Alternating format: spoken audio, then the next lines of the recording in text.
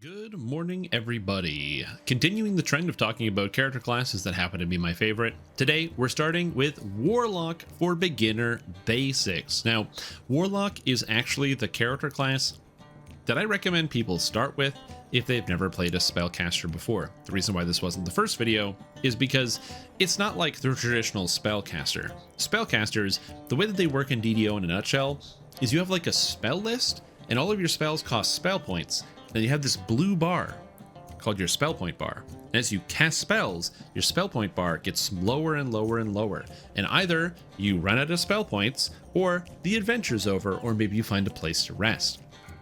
It's an important dance of managing your resources, and it's something that you have to do on all the spellcasters. Except one, Warlocks, which kind of cheat the system. So I'm going to explain how they do that, and why they're the good starter character class, but they kind of don't teach you much about playing a caster that much. So we'll get into it here. To get started, Warlocks are charisma-based spellcasters, and they're the easiest, one of the easiest of all the spellcasters, because they don't really need any other stats. You need Constitution, so you don't die, because dying is bad. You want a little bit of intelligence for some skills, and you need Charisma. That's it. Charisma is how you use all your abilities, and it is how you use all your spells. You don't need dexterity for anything, totally useless. Strength, just so I don't get over encumbered when I pick up gear. Wisdom, totally useless. Charisma is the only stat you need. In pen and paper, there are other things you can do with Warlock, but this ain't pen and paper. We're all charisma all the time. Charisma contributes to your spell points, but it also contributes to the power of your Eldritch Blast and your other spells, so very important to have as high charisma as possible. Now, to keep the simplification going, let's go to the skills. Well, the only skills you need: use magic device, because use magic device is how you are able to access like many different types of magical items. Warlocks actually get an effect called Deceive Item, where they get a bonus to their use magic device, allowing them to use all sorts of magic they otherwise shouldn't, which means your character as a warlock, you shouldn't be able to raise the dead, but you can go buy yourself a divine raise scroll and just cast it with your use magic device as a warlock. So I'm going to show you all of the great scrolls you're going to be able to pick up on your character you can use later. Really powerful effect. Also spellcraft. This just raises the damage of all your spells. Sick. We love that. And then of course we have balance.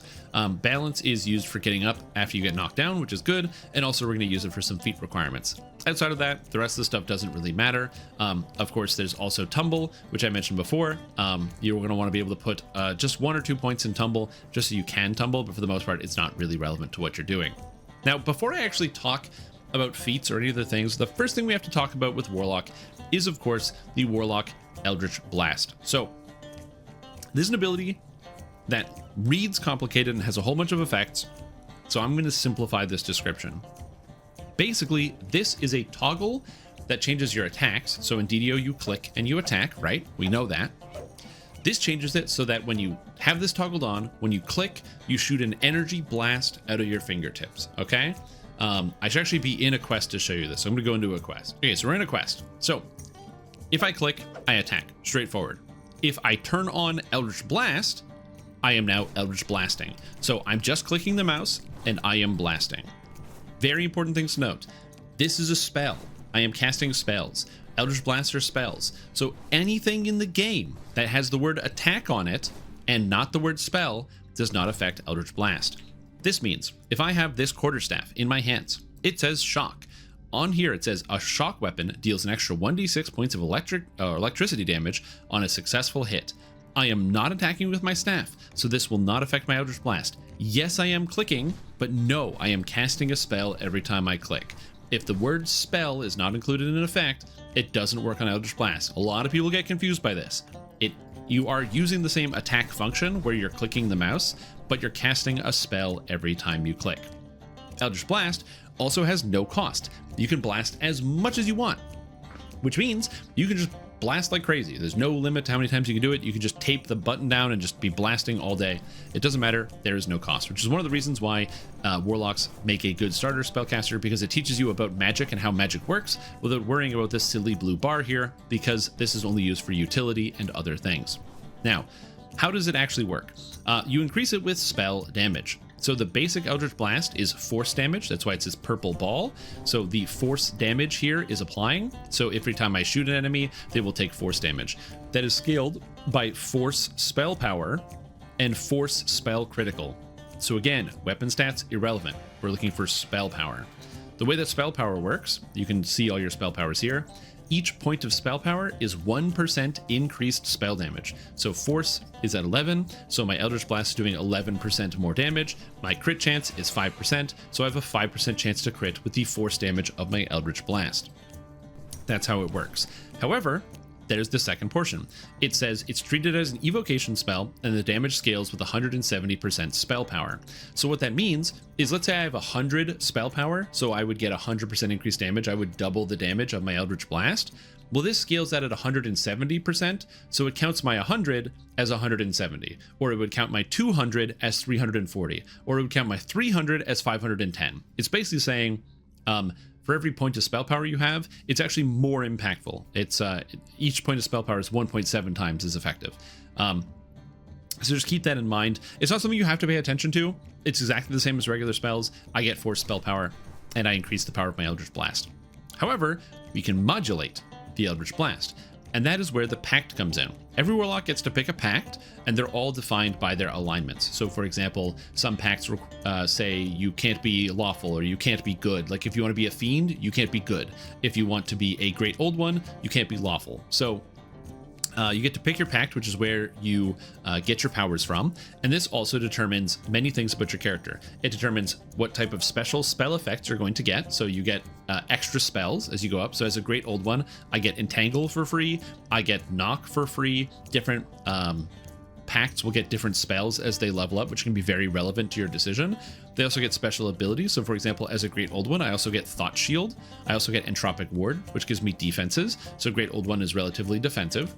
So that's a pretty big impact, but also you get to add damage based on your pact. So it even says here, toggle on, your Eldritch Blast now deals +1 acid damage plus a d6 per bonus pact dice. And then it tells you that there's a will saving throw to resist the effect. The base damage of your Eldritch Blast, this thing that I'm looking at right here, is non-resistible. There's no saving throw. I always deal the damage of this Eldritch Blast. But when I turn on my pact and I activate it now, I'm now going to start dealing acid damage. But the acid damage portion, my blast now turns green, as you can see. The acid damage portion of the blast, it's still doing the original, right, the force, but the acid portion can now be resisted if the enemy makes a will saving throw, and that it counts as an evocation spell, so getting evocation bonuses as well as charisma bonuses will make it even harder to resist. So this is pretty much how you scale Eldritch Blast. You need evocation bonuses and charisma. But other than that, we get the spell power as well for this. So this is an acid ability, so we want to get acid spell power, and away we go. However, as you level up as Warlock, you're going to see Eldritch Blast damage. You get Eldritch Blast damage as you level up. You also get Pact damage as you level up. So right now I have this 3 times. So I have 3 d6s extra Pact damage. So now my Eldritch Blast, and this is also, I got this 2 times, that's 2 d8s. So if I click this mouse button, I do 3 d8s of force damage and 4 d6s of acid damage +1. And each of those scale with their relevant spell powers and spell critical chance. So if I walk into this room here, okay, I'm going to see a kobold right here, and if I hit him with a single blast, boop, he takes force damage and acid damage. Again, if I go in here, there's a kobold, I blast him, he takes force and acid damage. Blast this guy, and he takes some force and acid damage, right? So you can see there's force and acid damage there. So that's basically how it works. That's the gist of it. It's going to be dealing both damage types, and you need to be scaling both damage types with spell power. Now, you might be looking at this and thinking to yourself, okay, cool, I have these damage types, but doesn't that mean I need to scale extra spell powers? The thing is, every single spellcaster is going to need multiple spell powers anyway, and the benefit here is, unlike other spellcasters who really want to max out their spell power because it's very important to keep their damage up, for you, if your damage ends up being lower, it just means a monster takes longer to kill. You don't actually run out of a resource. There's no point where you can stop Eldritch Blasting. You can just kind of do this forever. You can do it while jumping. You can do this while running around. So there's no real downside to Eldritch Blasting. So if your damage damage is lower, you're still going to beat the quest, versus if you play a regular spellcaster, let's say you play as a druid or as a sorcerer or a cleric, when they run out of mana, they're out. They can't do anything. So that's one of the reasons why we play as a warlock here, because you get that infinite resource that you can just keep casting. While we're on the topic of Eldritch Blast, you also do get out of your different enhancement trees ways to convert your Eldritch Blast. We're going to come back to this, but I'm going to give you a quick highlight. Out of the Soul Eater tree, you can turn your Eldritch Blast into a cone, which slightly reduces the damage by taking away packed dice, but now, instead of shooting out like an actual single blast, it does a cone in front of you that hits all enemies. Additionally, out of Tainted Scholar, you can get the chain shape, which makes it so that after it hits the first enemy, it bounces to 2 more enemies, hitting 3 targets at the same time. It's cool because it also goes around corners as well, or hits guys you can't see, so chain can be quite nice. There's also the Blast Shape Enervating Shadow. Enervating Shadow is actually pretty much exactly the same as the regular Eldritch Blast, but it starts to curve towards targets, so it makes it much easier for it to actually land and hit on things. Also, sometimes it might drain their levels from them. And then lastly, we have the Enlightened Spirit Shape, which is the aura. This one is unique. We are not using it for this character build, but this is for players who want to play like a weapon-based warlock, like a melee warlock or a tank warlock. The aura makes it so that instead of actually attacking with your Eldritch Blast, your Eldritch Blast just passively comes out of your character, dealing damage to enemies that are nearby you, and you can enhance it and your aura to make it so that your aura not only deals damage to enemies, it buffs your allies, it makes you tankier, it gives you health, it can do a whole bunch of stuff, so you can modulate the aura. Enlightened Spirit is a very, very cool tree, but again, we're not using it for this character build. Just bear in mind you can turn it into an aura that deals damage to enemies every 5 seconds as opposed to the blast. So obviously, since I can blast like I think 3 times every 2 seconds, it's much faster to blast than it is to use the aura. But again, the aura is passive and also frees up your weapons, so now you can actually start attacking instead of using these individual blasts. There's also other ways you can amp up your Eldritch Blast in weird ways. So for example, we have Strong Pact here, which gives you more bonus pack dice to give you just flat out extra damage onto your ability. You also have Eldritch Blast Essence stances, and you can have 1 essence stance active at a time that changes up how the blast works. For example here, Underdark Blast makes it so that your force damage, remember we said the base blast is force damage, well now you can change it to evil. So it's going to be boosted by Radiance spell power instead of being boosted by force spell power, which is nice because the Soul Eater effects are scaling off Radiance spell power, so maybe you want to go more this direction. Also, a lot of the Enlightened Spirit effects are like literally light effects that scale off of Radiance spell power. So by using Underdark Blast, you can consolidate your spell powers together so you don't have to worry about it as much. Alternatively, you can take Faltering Blast instead, which can make your Eldritch Blast slow. You can only have one of these at a time, so you have to choose which one you want, so that's an option. Or you can also take Penetrating Blast. This changes your force damage into piercing damage on the blast, so it becomes physical damage. And this is relevant because lots of monsters are magical resistant in this game and just take less damage from magic, like golems as an example.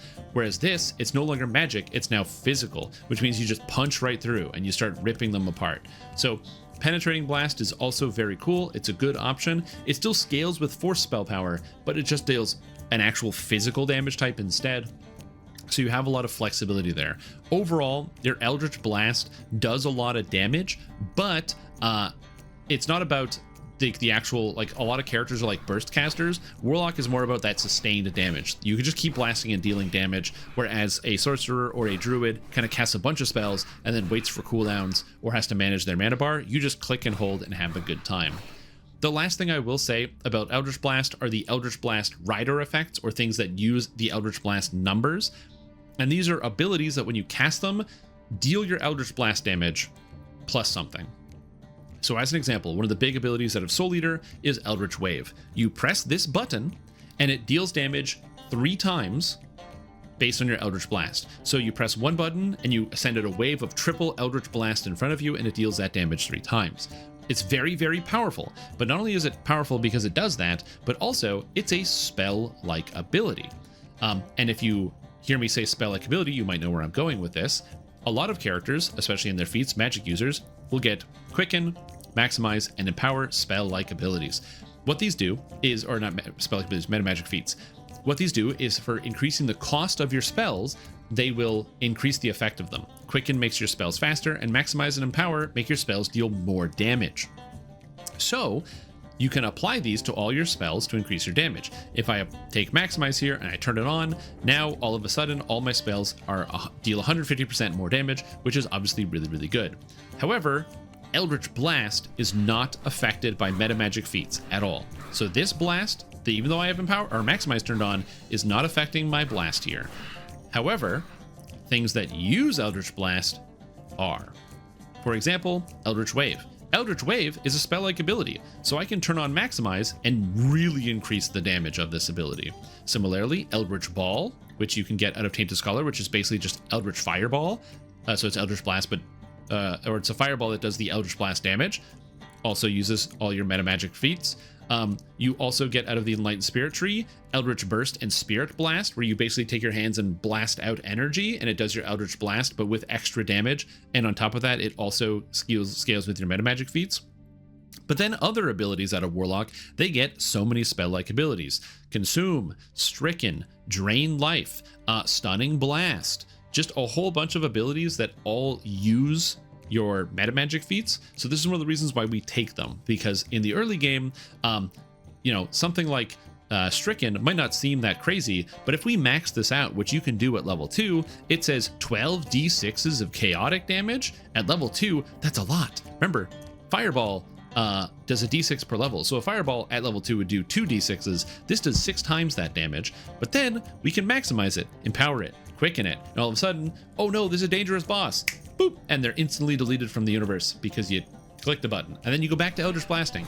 And very importantly, all these abilities, Consume, Stricken, no spell point cost. So this is one of the reasons why Warlock is a very, very simple character to get started with, because Warlock has almost no cost on any of its abilities, and the few abilities that do have costs are very, very inexpensive, or you just have the mana pool where you don't even have to think about it. Now, continuing on with some of the feats, other than the meta magic feats that we're taking, and of course the Warlock feats that we're getting for free, you're also going to be taking the Evocation Spell Focus spell casting feat, so you want to be able to grab Evocation Focus, which is really good.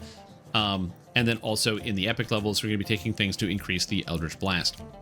As far as your spells go, you're pretty much exclusively taking utility spells on a Warlock, because again, all your stuff comes from your Eldritch Blast. So we're going to be taking like Jump and Expeditious Retreat to move around, Blur, I'm taking stuff like Dimension Door. There's a couple spells that I actually use as offense, which will come later. Number 1, there's a 4th level spell called Evard's Black Tentacles. It is one of the best crowd control spells in DDO. It is a Warlock exclusive, and once you get it, you will be pressing it all the time. It does cost quite a few spell points, but remember, you don't use your spell points for damage, so you can just walk into a room, whip the Evards down, everything is stuck and can't move, and then you just blast them, and they are unable to do anything to stop you. So overall, you're going to be picking up almost exclusively utility spells for your character. Damage mostly comes from the Eldritch Blast. Now, when it comes to enhancements, I did talk a lot about a lot of them already, but just to do a quick recap, you have 3 trees here. Soul Eater is basically secondary effects and spells. Tainted Scholar is juicing your Eldritch Blast, and Enlightened Spirit is kind of weird tanky aura stuff. Now, I have to say this because this is relevant, but there are some things that are kind of in the other trees. So the 2 ways that people generally play Warlock is either a mixture of Tainted Scholar and Enlightened Spirit, and Soul Eater, these 2 trees here. You want to mix up these 2 trees to get as much as you can for your Eldritch Blast, or you play Enlightened Spirit with some Tainted Scholar and maybe some other stuff. So Soul Eater gives you Consume, which is an attack that deals damage over time and stacks up, which is a meta magic or a spell-like ability, so you can apply your meta magics to it. And Stricken is a debuff. It deals damage, but also debuffs targets, and you can increase the power of your debuff by making it so that enemies are marked. And if an enemy is marked by Stricken or Consume, you can now increase the damage you deal with your Eldritch Blast. So for example, you get effects like Taint the Blood, making your Eldritch Blast reduce enemy saving throws, Taint the Aura, so if they're marked by your Consume attack, you can reduce their defenses, so monsters take more damage from physical and magical attacks, which is really useful. This ability, Stricken Form, so if an enemy is marked by your Stricken, they just start taking 1% more damage from all sources, stacking up to 20 times. So Warlocks can make enemies take like 30% more damage just on their own, which is really cool, great for raids and things. On top of that, you get like hunger. So if you mark a target with consume or stricken, then you start dealing extra damage with your Eldritch Blast to those targets. You add chaos damage to your attacks. So again, there's a lot of good marking stuff that's actually in this tree. You also get feeding frenzy, where if you consume a target, you get increased movement speed, which is nice. But then you also get a Finger of Death spell-like ability. You get the spell, but you get a spell-like ability as well. And also this ability here called Devour the Soul, which is an instant kill, but it is a will save, which is usually a lot more powerful. Monsters tend to have lower will saves than fortitude saves, which means that this is going to land a lot more often. And the best part is if a target survives, they just take a huge defense debuff, so you can actually take away a lot of their defenses, which is cool. However, Soul Eater is kind of weird. Everything I've said here is all about like marking targets using other abilities, but they do have two effects. Number one, Eldritch Seeker for 5% chance to crit with spells. Number two, Spell Tearing with 3% chance to crit with spells. And of course, Eldritch Blast is a spell, so it counts for both of them. And Eldritch Wave. Eldritch Wave is one of the highest damage effects you can get on Warlock. It's just your Eldritch Blast 3 times with more spell power scaling, and you can apply other meta magic feats to it. Very powerful ability, and also all of the crit. Tainted Scholar is all about juicing your Eldritch Blast. You get this ability called Tainted Spellcasting, where you get a stat called Depravity, and every time you hit an enemy with Eldritch Blast or a spell, you get a stack of Depravity, and you can spend your Depravity to do stuff. So it's like a builder-spender mechanic. Really easy and straightforward. Everything will just have the number on it, so if you can use it, you can just you just press it to find out. But basically, Depravity will slowly stack up, and you can use it for stuff like Stunning Blast. You can use it to bump up your spells with the Tainted Spellcasting, or you can ignore it. It's honestly not that important. What matters is that you get stuff like spell critical damage from the Tainted Scholar cores, so you get a whole bunch of spell critical damage, as well as increased Eldritch Blast base damage, Eldritch Blast base damage, Eldritch Blast base damage, pack damage, so all these things that really juice up your Eldritch Blast. But Eldritch Ball is so much worse than Eldritch Wave, and the crit, which you want on your Eldritch Blast, is in the Soul Eater tree, which is the weird funky stuff. Which is one of the reasons why whenever you're playing in a Warlock, the way that you do it is you pick your style. You either want to go cone or chain 99% of the time, and then once you've decided, usually you spend most of your points in Tainted Scholar to get this juicy spell critical damage bonus up here for Heretical Lore, but you don't actually take the top here. Usually you take the top here, grabbing the Eldritch Wave, because it's going to give you way more damage, the spell crit and the spell crit here, which doesn't leave you a lot of points for some other stuff, but it is what it is, and it's kind of too good. Again, if you're in Enlightened Spirit, there's some other builds you can do, and if you are interested in Enlightened Spirit builds, check the beginner basics in the description for some other builds that might use Enlightened Spirit a little more regularly. Now let's get you some consumables, because Warlocks are powerful, but they can use some other tools to help them along the way. So I'm going to show you some areas where you can get yourself some good consumables. So first, head into the marketplace, as every good adventurer should go, to get themselves some extra utility here. We're going to head into the center. Some of your spells will have spell components, so make sure you are buying them. You use the, not Arcane Scroll Vendor, you use the Arcane reagent. So this is for sorcerers, wizards, and warlocks. So just make sure you have your spell components for all your spells you need that have components. You don't have a lot of them, but like Evard's Black Tentacles has spell components, for example, so you want to make sure you are buying those. Additionally, you can get potions here to increase your stats. Stuff like Eagle Splendor can increase your charisma, which is very, very handy because you won't have a lot of charisma at the beginning. This doesn't stack with items, but when you don't have an item, it's pretty nice. You can also get curse and disease removal potions, which is pretty good. Some cure potions as well. Warlocks, unfortunately, don't have any healing built into them, so you have no healing. But you can just drink a potion, or you can go to the wand vendor here and buy a wand. Wands are the same as potions, except the difference is you can use them on other people if you want, but they require a use magic device check because your character doesn't, of course, have the ability to cast healing spells, so you have to try to use it as a warlock. But fortunately for you, warlocks are really, really good at using magical devices, as they get the Deceive Magic Item feat for free, which just gives them a whole bunch of free use magic device, and you get even more as you level up. So it's +5 now, and I believe it gets even higher as you go. However, I mentioned powerful scrolls that you can use at the end game, and I'm going to show you where to get them. So we're going to head into House Durasco, and there is a place called, I believe it's the House of Wizardry, and don't let the name fool you. There's no wizard stuff going on in there. Well, there's some wizard stuff, but for the most part, what's going on there is a divine scroll vendor who you can buy very, very powerful divine scrolls, because the divine is all the healing and restoration effects that are usually forbidden to a warlock like yourself. But if I talk to the divine scroll vendor here, I can see I can buy lots of scrolls, specifically the heal scroll, one of the best heals in the entire game. I can just be able to use this as a warlock. Obviously, my use magic device is a little bit lower, but I have awful gear and I don't have any stats on right now. But once you actually have stats, you'll be able to use heal scrolls really regularly on yourself and your friends. Greater restoration to get rid of every single negative effect in the entire game, as well as other spells like Raise Dead and Resurrection, being able to pick people up. As a warlock, usually these are things left to clerics, favored souls, and other divine casters, but you get to go cheaty-peaty here and just dig your fingers into the divine using your Tainted Pact to get a lot of extra use magic device to be able to help out your friends. So I would always recommend carrying around scrolls as a warlock, at least a couple Raise Dead, a couple Resurrection. They're expensive, so you may not buy them right away, but once you can use them, Raise Dead, Resurrection for sure, and then as many heal and greater restoration scrolls as you can, because these ones will always come in handy. Just unbelievably good utility, and definitely something I can recommend. All right, so now we're going to talk about pro tips and tricks when it comes to playing Warlock. So first of all, make sure you're managing your spell-like abilities properly. I have my Consume and my Stricken here. I want to right-click on them, and then I want to set Empower, Maximize, and Quicken to always be on these abilities, so that way they just cast a lot faster than they otherwise would, as well as dealing way more damage. Again, you don't technically have to turn these on, but I would highly recommend doing it. That way, instead of turning on Maximize and then maximizing a spell you didn't want to and accidentally spending a lot more spell points, you're just making sure it's kept to this one area. However, in general on Warlock, I find that you don't really cast a whole lot of spells, so the metamagic spell Quicken I usually leave on 100% of the time, because if I take all of my buffs out here, so I grab this and this, and this is a buff spell, that way when I start an adventure, it's like, oh no, I spent an extra like 30 spell points on casting my buffs, but again, I don't have anything else that costs spell points at this point, so I can't really do anything else with them, so I might as well just Quicken them just to make it easier. And as you get higher levels, again, you're going to have a similar thing going on.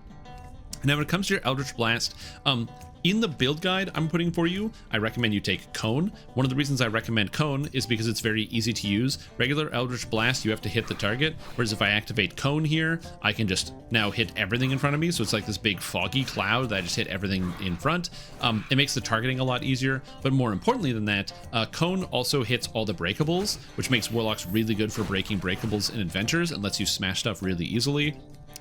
Cone is definitely a good option for anyone getting started, and is also the preferred option that I use at the end game. However, Chain is quite nice, because Chain is going to look exactly like a regular Eldritch Blast, but you're going to notice it starts bouncing between targets. Again, when it comes to breaking boxes and stuff, it's not as good, because it's not like it chains between boxes, unfortunately. But weirdly enough, Chain is strange. If you shoot a box, it will actually chain from the box to an enemy, which I have no idea how that works, but it does work like that, and I don't know why. But yeah, it doesn't matter whether you use Chain or Cone, just use one of the two and decide which one is better for you. So make sure you play around and experiment with both, and then just respec and make sure you take the one. Realistically, it doesn't matter which one you end up taking, but I enjoy taking Cone. Again, if I look at Chain here, if I see an enemy, so once I shoot this one guy, I'm going to hit him, and then you see like it kind of bounces. There's like kind of that blast that goes and bounces between the targets, so it kind of hits all of them. So very, very convenient in that front, versus something like taking Cone, where Cone will hit all the enemies at once, but I actually have to point my blast at them, so it's not going to like bounce around corners, unfortunately. But you can notice I also broke every box in the room without even trying, while just attacking the monsters.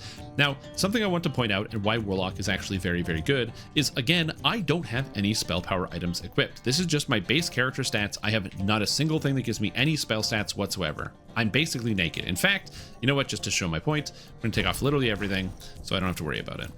So all the items are going to go off. A naked spellcaster is not usually very good, because you require very heavily on your spell items. However, Warlocks get so many just base powers from their class. Look at this, I can just nuke everything down with never actually even needing to worry about equipping a single piece of gear on my character. Who cares? On top of that, because of Maximize and Empower and Quicken, my Stricken hits this guy for 140. My Consume hits this guy for 50 damage, but it's a damage over time, so it's going to be dealing even more damage. This allows you to kind of have the easiest spellcaster experience in the world because you can kind of just blast everything you want. You will have to get used to walking backwards a lot when you play Warlock because you want to make sure you're walking backwards when blasting. Don't walk up to an enemy, stand still, and start blasting them. That's a waste of time. There's no penalty for moving. So if you walk backwards, enemies can't ever get to you and you can just kind of keep blasting. So Warlock is very, very good for that. And as I mentioned before, when it comes to how you actually go up these trees, generally all Warlocks are going to be doing similar things. They're all going to be performing pretty much the same way, but depending on which Eldritch Blast you find more interesting, a great example would be this room right up here. I can shoot all these guys. If I decide to chain, it's going to take a little bit longer to actually take down all of the monsters, but you can notice it was actually bouncing around and hitting that guy kind of outside the room, but also it was like hitting the guy that was almost behind me here. I was like, basically here I shot this guy, it bounced over and it killed him. So depending on which one you want to use, really doesn't matter. It's just whatever you think is more interesting. But again, when I have the cone, I'm hitting everything. I'm hitting the boxes, I'm hitting all the guys along the side. Everything's getting exploded. So again, it really depends on what your preferred playstyle is and what you decide to actually use with this character. I really wish I could give you more advice when it comes to playing Warlock, but Warlock is so easy and straightforward. It's like, oh, is there a monster? I don't know, a stealth guy? Let's just shoot. Oh, hey, there's a stealth guy here, and he died. I guess I can answer the question of why we specifically go acid in this part. The reason why we go Great Old One Pact is threefold. Number one, acid damage is basically non-resisted.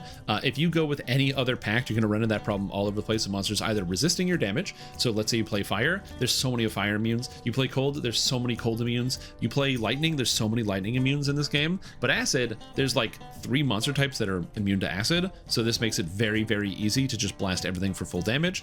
And then number 2 is the saving throw. This is a will save on the damage. Will save is the lowest save traditionally among all the monsters. Undead have basically no will save. Big giants and scary giant monsters have no will saves. So it's very hard for enemies to resist your Eldritch Blast for the most part.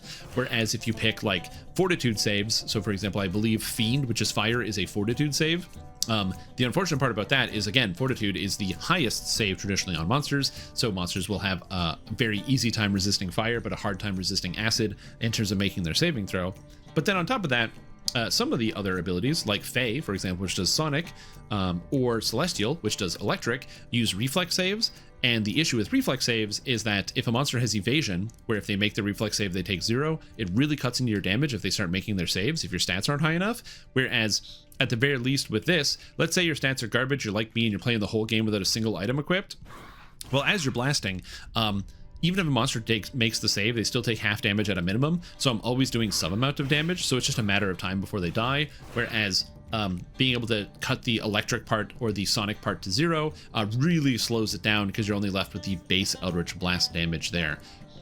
And then lastly, the reason why we pick this is for the spell selection. I really like having access to knock because it means you can open doors. So if you're a new player and you're just starting out, you'll have access to the knock spell, which allows you to unlock any door you want. So you just have to click on a door, click knock, door pops open, and you can get extra loot, extra treasures, find extra secrets and quests. So that's why I recommend you start with this one and then try out one of the other ones later. Although I will say something that's important, each Eldritch Blast or each Eldritch Pact here changes the color of the Eldritch aura, and there's a lot of different colors. It also changes the color of the Eldritch Blast. So if you love Warlock, you're going to end up playing with all 7 packs eventually. So have a lot of fun with that. All right, now let's talk about gear for Warlocks. What stats do you actually need? Other than the fact that you don't need any stats because I took off all my gear. Specifically, you want charisma items, so things that boost your charisma, things that also boost your evocation, because that's going to increase your spell saves on your Eldritch Blast. Constitution, things that increase your hit points. Spell points are kind of whatever. If you don't have a spell point item, don't worry about it. Spell powers for whatever your pact is. So in this build, you're going to be using force and acid at the beginning, and eventually you're going to be converting everything into evil damage. So you'll be needing light spell power, which is what affects evil damage, as well as acid spell power. It's kind of the two things, as well as the relevant spell criticals.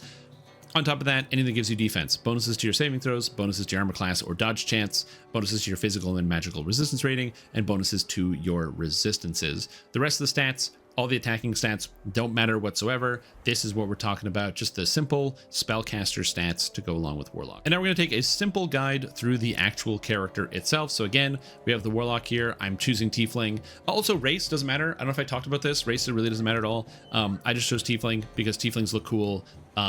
A Tiefling Warlock makes sense, and they get a bonus to their charisma. So because you get more charisma, it just makes your character more powerful. But you can play whatever you want. It doesn't matter. Warlocks are cool. All races can play Warlocks. Just play whatever you think is interesting. Just max out your charisma and level up your charisma. Your skills, we talked about in the video: Spellcraft, UMD, Jump, Balance. Although this is wrong, I should put 1 point into Tumble, so I'll adjust this for 1 point in Tumble. For feats, we talked about this, but meta magic feats, spell focus, the single weapon fighting and improved single weapon fighting. This is just to get some extra hit points. This is because taking a combat style feat gives you more health than taking the feat toughness, which gives you health, because these have the prerequisites attached to them. So that's where we get the balance coming in. So that you actually just take these later on, so you can get some extra stats as well. Then we have the epic Eldritch Blast abilities, Burst of Glacial Wrath. One of the things about playing a Warlock is that crowd control uses other spell schools, so having all in on evocation is kind of rough, except Burst of Glacial Wrath is literally you shoot at an ice blast and freezes everything, which is crowd control, and it uses evocation because it's an ice blast. So you get to just keep consolidating your power. It's fantastic. So this character is going to do that all the way up. Again, Pact, great old one is there. All your spells, utility spells, main notes. Dimension Door is one of the most broken spells in this game. Lets you do a whole bunch of really wacky stuff, so really fun with that. It teleports you back to the beginning of a quest, so you can save a lot of time. So instead of recalling out of a quest when you're done, you can cast Dimension Door, step through it, and then go through the door. It only saves 7 seconds versus a conventional recall. But if you think about doing 200 quests in a past life, 200 times 7 is 1400 seconds. So you're saving 20 minutes or so on recalls. It's not too bad over the course of a past life, so it's pretty worth it. Evard's Back Tentacles, one of the best crowd control spells. And then at the end game, you just grab Arcane Tempest, which is a cool damage thing. As far as the enhancements go, as I mentioned before, Tainted Scholar, Soul Eater, and Tiefling here. Pretty straightforward. Oh, I don't have the guide here going through. I will put that in. That's actually going to be in the document, so it'll be done. But basically, we're going up Tainted Scholar. Either Tainted Scholar or Soul Eater to pick up whichever one you find better, whether it's Chain or Cone. And then once you have that, you are going to grab Consume and Stricken and max those out. Then you want to grab all of the Strong Pact effect out of Tainted Scholar. Then you're going to finish spending the rest of your points in Soul Eater, then finish the rest of your points in Tainted Scholar, and then the rest points in Tiefling. As far as your epic destinies go, you're going to be a Draconic Incarnation to really continue to scale all of that acid. However, there's a little bit of a problem, which is that you get a Dragon Breath, but it uses Conjuration, which is kind of bad because Conjuration is traditionally acid, and unfortunately you're an Evocation acid user, which is really rough. So in exchange, we're actually not going to be using any Epic Strike that damages. You're going to be using Exalted Angel to grab Healing Pillar, which your Epic Strike is now a heal spell, which is very powerful, and you can use on yourself and your allies. Really, really good. Definitely something you can use. You don't need the damage from a spell. You just want to be blasting. So having a heal spell instead as your Epic Strike is really nice. You also get to pick up stuff like Cure Moderate Wounds Mass and things like that. And then lastly, out of Primal Avatar, we're going to be picking up the ability Shard Storm.